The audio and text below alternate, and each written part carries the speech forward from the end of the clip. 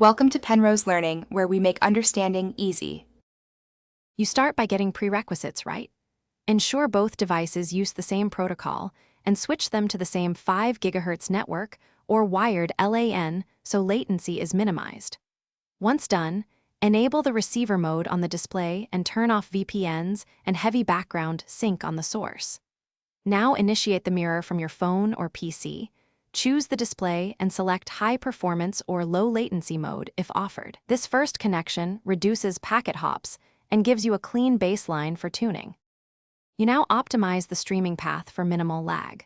First, move the display or receiver onto Ethernet or a direct HDMI encoder if available, because Wi-Fi adds jitter. Then lower resolution to 720p or reduce frame rate. That trades visual detail for responsiveness. Make sure the sender uses a native hardware codec, H264 or H265, so you avoid CPU transcoding delays. Finally, prioritize Co-S on your router for mirroring packets. Doing these reduces buffer buildup and keeps interaction feeling instant. You finish by validating performance and knowing how to fix issues. Test responsiveness by moving the mouse or tapping the screen.